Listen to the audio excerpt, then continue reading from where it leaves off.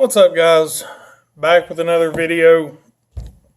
Sorry I didn't get one done last week, but we had quite a bit going on at the shop as far as ordering and stuff like that goes. And last week was pretty busy. And, I won't do these videos with customers in the shop because I don't want to interfere with their experience while they're here. But anyways, get on with it.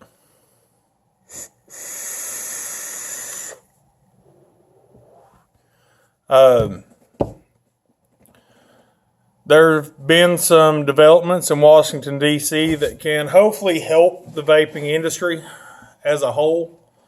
We have a friend up there named Tom Cole. He's a senator, I believe, out of Oklahoma. And he's one of the co-writers of the Cole-Bishop Amendment. Now, basically what the Cole-Bishop Amendment is it would take the predicate date of the FDA regulations, which the FDA says is 2007, which is ridiculous, because that would basically take everything that we know and love on the vaping market today and take it off the market. Sorry, can't use it. And make it to where we would have to use stuff that was available back in 2007, which is nothing that we use today. Absolutely nothing that we use today. And the approval process to get your items approved by the FDA is absolutely ridiculously expensive, ridiculously difficult, and in all honesty, would put a lot of companies out of business, especially juice makers. There's plenty of information online that would tell you how expensive that is. But basically, even the smaller lines would run into costs of multiple millions of dollars in order to get their juice approved. And that's insane. That is insane, especially considering the fact that most of these juice makers are small businesses. These aren't millionaires or multimillionaires out there trying to make as much money as they can. These are small businesses that employ people that maybe otherwise wouldn't be employed. And they can't afford that. So the Cole-Bishop Amendment would change that date from 2007 to August 8th of last year, which basically means just about everything on the market would stay on the market and would be predicated into the FDA's new guidelines. And it would save a lot of companies. In all honesty, it would save a lot of companies. But anyways, they put that into the budget to try to help it go through quicker. We were hoping to find out whether it was going to make it through last night. That didn't happen. They extended the the deadline for the budget another week. So hopefully by this time next week, I can come on here and tell you that has gone through,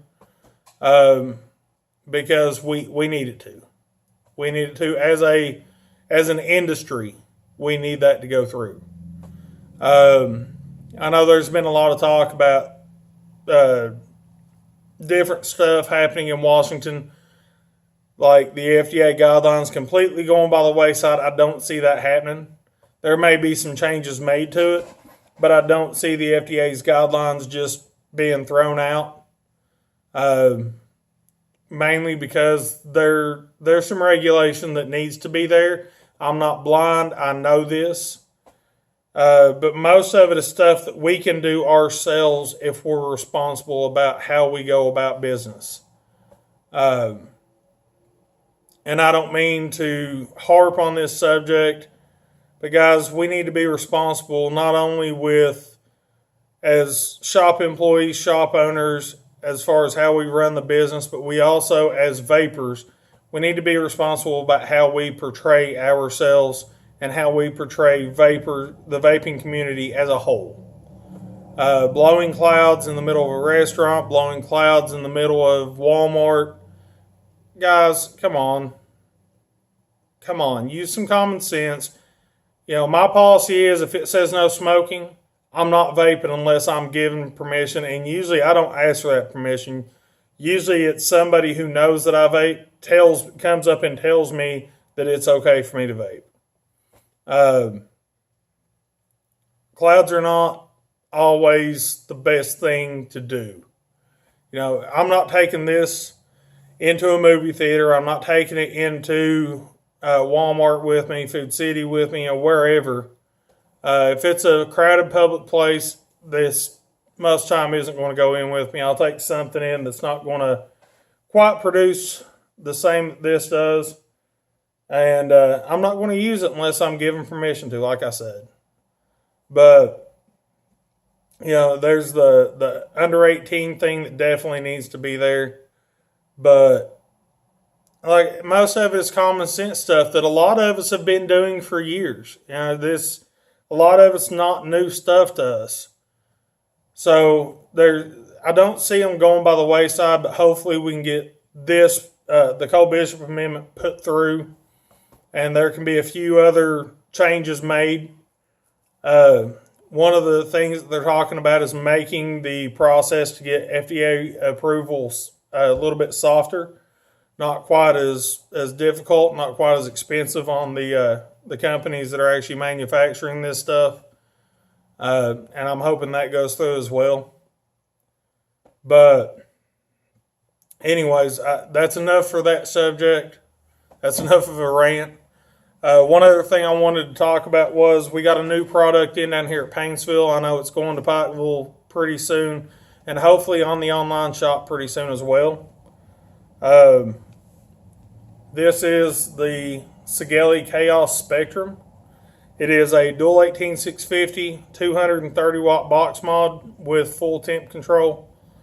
It has a multicolored display, and it also has the LED light around this.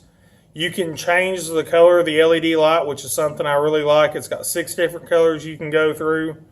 It's got a multicolored display on it. It's got a big, easy to read display on it.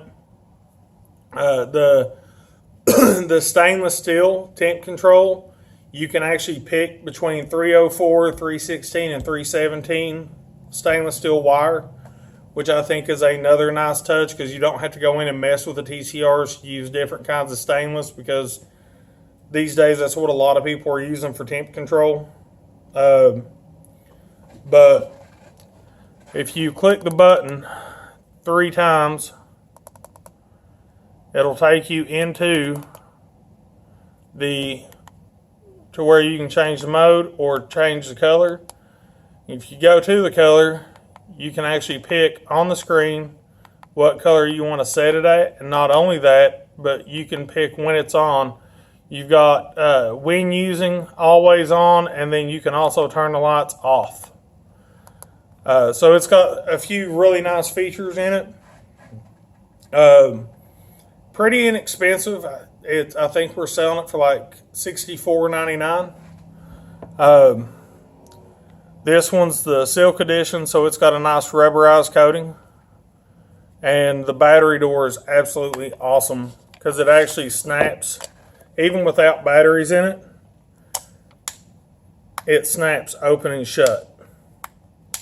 It's not a flimsy battery door, which I like a lot. It is USB firmware upgradable. And all around, this will be my next box mod that I buy as soon as I get the money. And I may do a review on it after I get it. There's plenty of reviews out there on YouTube. But if you guys want to see a review on that particular box mod after I actually am able to purchase one, you know, let me know in the comments, and I'll see what I can do. I'm not going to do a Phil Basardo type review where I get into the specific numbers, but I can let you know how it vapes.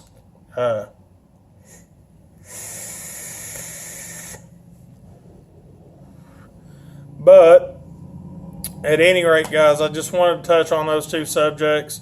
Again, if you got an idea for a video that you guys want to see me do, leave it in the comments. I'll try to get to it. I know Danny, who's actually a really good friend of mine, in the last video told me to do one on rubbing Mark's back. I'm not sure if that's going to happen. But at any rate, guys, like I said, let me know. Let me know in the comments what you guys want to see, and we'll see what we can do about getting to that type of video. I'm going to try to get a video out at least every Saturday, and I may even do some videos from home on Sunday. I don't know. We'll see how that goes. But like I said, share. Let's try to build this community. That way we can have a real conversation about how things are going. And you know, the more comments I get, the more ideas I get, you know, the better I think this channel will be. But at any rate, I'm the fat one, and I'm signing off. Peace, guys.